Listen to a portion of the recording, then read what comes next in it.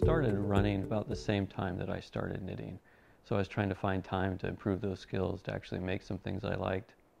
And there just wasn't time. That's time away from family. So because I learned how to run a little bit smoother, I found that my arms were fairly steady and I could do something with my hands. And I became curious and a little bit creative, and I thought, wow, I could, do this other time-consuming thing at the same time. It took a lot of experiments, a lot of failure, but it actually worked out pretty good.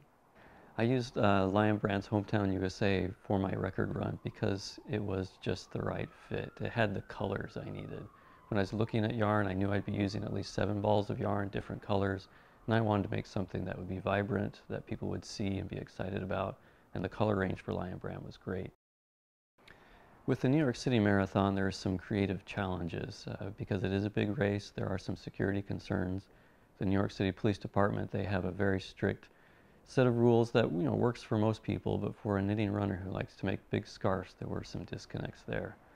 One of their biggest issues that I had was that I couldn't bring any tools. So no tools means no knitting needles, not even a crochet hook. So I developed my own way of finger knitting, where I use my fingers as needles, and that actually worked out really well. So I can still get a good width of scarf, still looks impressive, takes a long time to do. So I'm actually going to be doing double knitting with my fingers.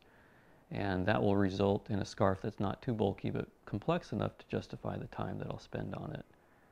There's also the challenge of carrying the yarn, which I'm not allowed to carry a big bag. So I'll be crocheting some arm sleeves, and I'll pull the yarn from that, unraveling from the crochet to make a new knit item. So these restrictions are actually ending up to be kind of a fun thing. Some new experiments, new things to try, and some fun things to show off, I think. I'm using the Woolies Thick and Quick, and the reason I like the Woolies Thick and Quick for this particular thing, I really like the feel of this directly on my fingers. I think that's going to be a good combination. With slightly sweaty hands, this holds up really well. I chose to support Alzheimer's because of Susie Hewer. She was the original record holder for the longest scarf knit whilst running a marathon. And when I considered trying to beat that record, I wanted to make sure that I kept that Alzheimer's link in place. So this is double knit, and that means it's reversible, the same pattern on the back side. And as part of this, I'll be doing the words just like we see here. I'll remember for you.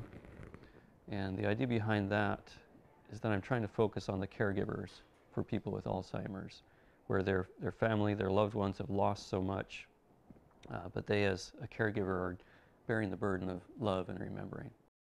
I do think that knitting has helped me with my health because I do tie it with my running. So there are times when I think about, should I gather my knitting to get ready and go on the run, and they kind of support each other, because it's sometimes hard to get out the door and do a run. Sometimes it's hard to look at that ball of yarn and think, oh, am I ready to knit a big project? But when you have one thing that encourages the other, I think it does help.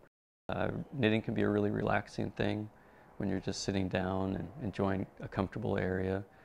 Knitting can also be an active thing. That's part of what I hope people recognize is, wow, you don't have to just be relaxing and comforting. It can be an intense, sweaty endurance exercise. I think the best word for me is potential. I think of yarn as a raw material, and the possibilities are endless. I can do all sorts of things with it. And I love materials. I love wood, metal, leather, and yarn is another one of those things that there's so much depth to it. I'm just a beginner in yarn. And what I've learned so far is really exciting, but there's still so much I haven't even tried yet.